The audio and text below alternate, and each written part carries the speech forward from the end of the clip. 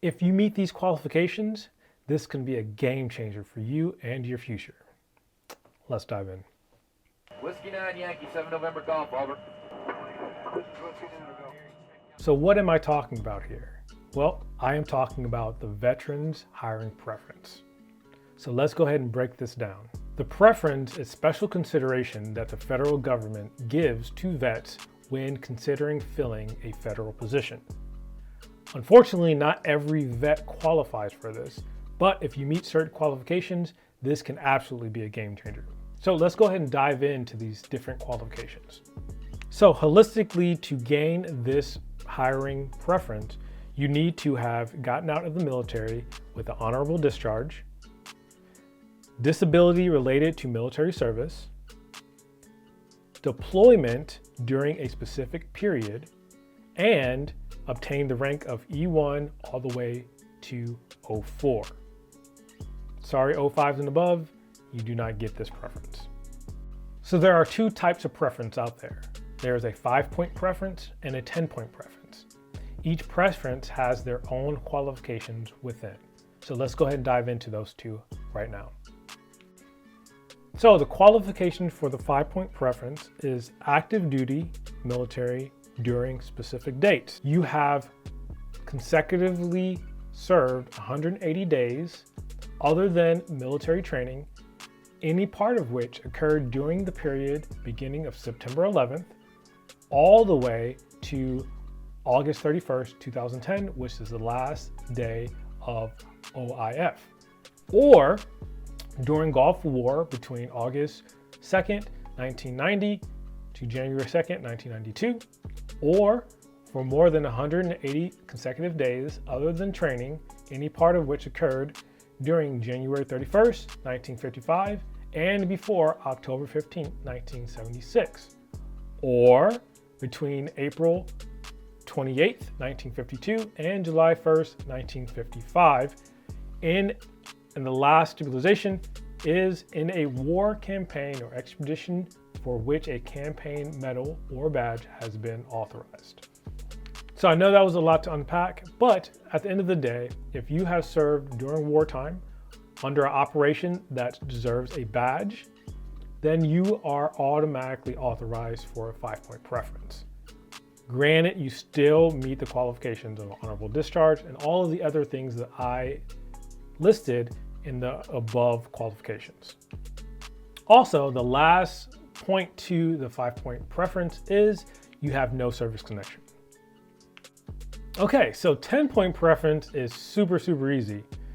There are only two really qualifying outside of the ones I mentioned above for the holistic program of the hiring preference, but there are only two things that they added for 10-point preference. One being that you have a service-connected disability, which it doesn't matter at what point that you served, or you have a Purple Heart. These are the only qualifications you need to obtain the 10-point preference. So you're probably asking yourself, what is the importance of this preference, this hiring preference? What does it really do for me? Okay, let's break down all of the benefits to this preference hiring contingency that the federal government has put into place for vets. So first benefits, priority placement. That's right, you heard me. You can definitely be put in front of the long line of federal employees or the public who are trying to apply for federal jobs. With this contingency, you are able to have a non-competitive hiring status, so you can be appointed or hired for a position without being in a competitive status with other applicants. Even if you're too messed up to be able to go out and work, this 10-point preference can be utilized by your spouse, or if you die, your widow. Okay, so you identify the fact that you have this 10-point preference. And this is actually an easy thing to do. You can just go to the va.gov and apply for your civil service letter. That civil service letter will identify that you have the ability to obtain a 10-point preference, and you're able then to have that as a piece of evidence for your application. Okay, so when looking for jobs, USA Jobs is going to be your best friend.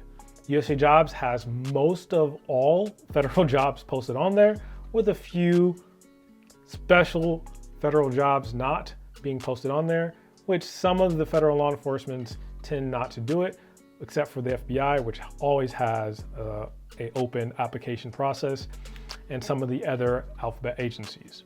You find a job that you think that you'll be a perfect fit for, you start applying.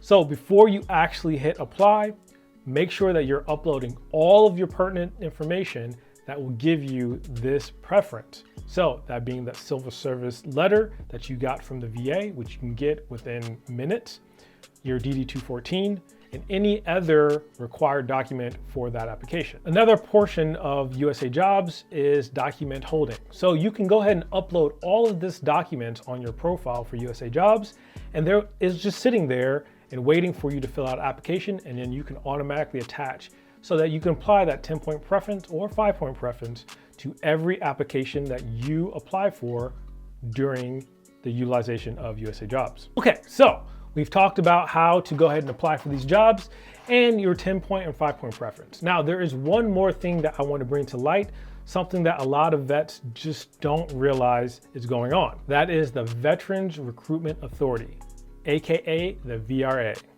So almost every agency out there, Department of Energy and DOD, they all have VRA positions. Those are positions that are only able to be filled by vets, more specifically, disabled vets. So just like every other contingency that we talked about, being for the preference and being able to utilize that, they have a few qualifications that you need to adhere to as well. So first, you are disabled. You served during wartime at any period. You served on active duty during an active campaign or expedition that warrants a medal, and you have separated under honorable conditions in the last 3 years. If you meet these qualifications, you qualify to use the VRA, which really is just going on USA Jobs, finding jobs that are looking for the VRA. They will be listed under VRA. And essentially you apply, you can get any of those jobs, granted you have the skill set associated with that job. Each job on the USA Job website has a skill identifier, just like an MOS. For me, I'm a 1710 education specialist. So you find what skill identifier is, you can actually filter out all the other jobs and just find the job that you have the best fit for. And then you can add into that filter VRA, or if they take a 10-point or 5-point preference, which I will tell you, every federal job takes the 10-point or 5-point preference. It's just a level of effectiveness that you'll get when applying for that position. But there are some positions out there that use the VRA, and there's some positions that don't. So you just got to kind of search and look at which ones are going to be the best fit for you. So guys, I wanted to share this information because I am a federal employee and I have used the 10-point preference multiple times to apply for different jobs. So this is a great way for you to get a kickstart into a position that you can then build a new retirement towards. Don't sit on this. This can be very, very impactful for your future. So guys, if you found this information valuable, or you know somebody about to get out, or you know somebody who is struggling to find a position in the civilian sector, please, please, please share this information with them. You know the deal. This is Jay with CivDiv. Stay strong, stay resilient, and I will see you later.